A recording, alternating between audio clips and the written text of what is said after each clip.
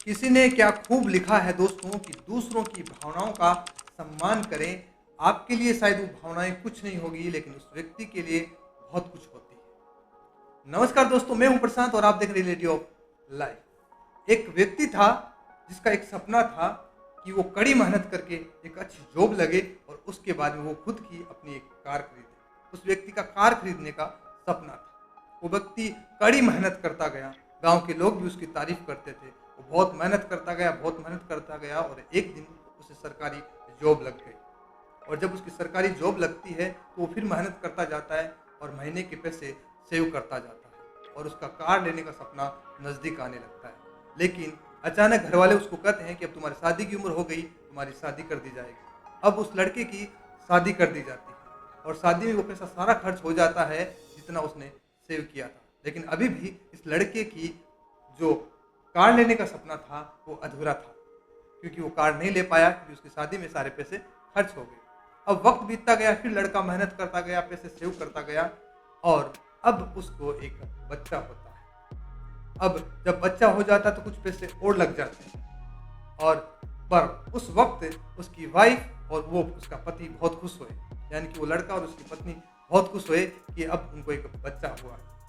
अब वक्त बीतता गया, वो व्यक्ति वैसे ही मेहनत करता गया और धीरे धीरे पैसे सेव करता गया और उसका बच्चा भी अब 5 साल का हो चुका था। और 5 साल के बाद अब उसने तय कर लिया था कि अब मुझे कार खरीदना ही खरीदना है। उस व्यक्ति ने तय किया कि कार खरीदना है और वो और उसकी पत्नी कार खरीदने गए और उन्होंने कार भी खरीदी और वो दिन उनके लिए बहुत खुशी का था और वो बच्चा भी बहुत खुश हो रहा था कि पापा एक नई कार लेके आए। अब वक्त बीतता गया, लेकिन वो जो लड़का था जिसका सपना था एक कार लेने की अपना, तो वो व्यक्ति उस कार को डेली साफ किया करता था। सुबह सुबह हर रोज उस गाड़ी को साफ करता था और इतना प्यार करता था कि जैसे उसका वो बच्चा हो। वो उसकी गाड़ी के जो टायर थे उनको भी ब्रश से रगड़ रगड़ के साफ किया करता था। मतलब इतना उसको मोह था अपनी उस कार से, क्योंकि उसका वो एक वक्त में बहुत बड़ा सपना था और वो सपना उसका पूरा हो चुका था। अब एक दिन की बात है कि सुबह सुबह वो व्यक्ति अपनी कार को साफ कर रहा था और उसका जो 5 साल का बच्चा था उसके इर्द गिर्द घूम रहा था। वो भी खेल रहा था, कभी जो साफ कर रहे उस ब्रश को फेंक रहा था, तो कभी कुछ कर रहा था, कभी कुछ कर रहा था। बच्चे तो होते ही नटखट है, भगवान कृष्ण का रूप होते हैं, तो वो तो उस तरह से नटखटे हरकतें कर रहे थे। तो जब बच्चा ऐसा कर रहा था, पिता भी देख रहा था, लेकिन वो कार साफ करते करते अपनी कार ही साफ कर रहे थे। अब अचानक क्या होता है कि बच्चा एक नुकीली लोहे की चीज उठाता है और उस कार के बोनट पर स्क्रैच कर देता है। अब जब वो स्क्रैच कर देता है तो पिता को बहुत गुस्सा आता है, क्योंकि उनका वो मोह था कार के प्रति। वो उनसे कार को बहुत चाहते थे, उस कार की एक उसकी सोच थी, वो उसको कार मिल चुकी थी। और उस कार पे जब बच्चे ने स्क्रैच किए तो पिता को जब गुस्सा आया तो उस बच्चे को उठाकर पकड़कर ले जाकर कमरे में बंद कर दिया। बच्चा रोता रहा, लेकिन पिता ने निकाला नहीं, 2 चंपट और लगा दी उसको। अब जब धीरे धीरे पिता का गुस्सा ठंडा हुआ, उस लड़के का जब गुस्सा ठंडा हुआ, तब उसने सोचा चलो क्यों ना कि देखा जाए कि कार पे कितना नुकसान हुआ है, कितना दोबारा रिपेंट करना पड़ेगा, क्योंकि सही तो करवाना पड़ेगा। जब वो जाके कार के बोनेट के सामने देखता है तो उसकी आंखें नम हो जाती है और वजह ये थी कि उसके कार के बोनेट पर लिखा हुआ था, आई लव यू पापा। पापा मैं तुमसे बहुत प्यार करता हूँ। अब पिता वहां बहुत हैरान हुआ।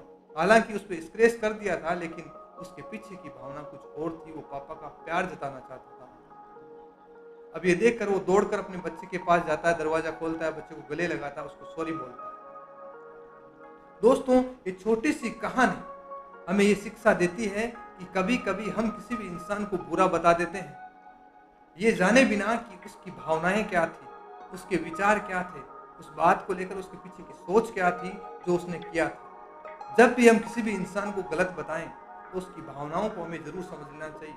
कभी कभी कोई व्यक्ति हमारे लिए अच्छा करने की कोशिश करता है, लेकिन दुर्भाग्यवश उससे हमारे लिए गलत हो जाता है और हम उसे गलत मान बैठते हैं और इसी गलत फहमी में हमारे रिश्ते खराब हो जाते हैं। चाहे वो दोस्त के साथ हो, चाहे वो पत्नी के साथ हो, चाहे वो पापा के साथ हो, चाहे मम्मी के साथ हो, चाहे भाई के हो या कोई और रिलेटिव के साथ अपना रिश्ता हो।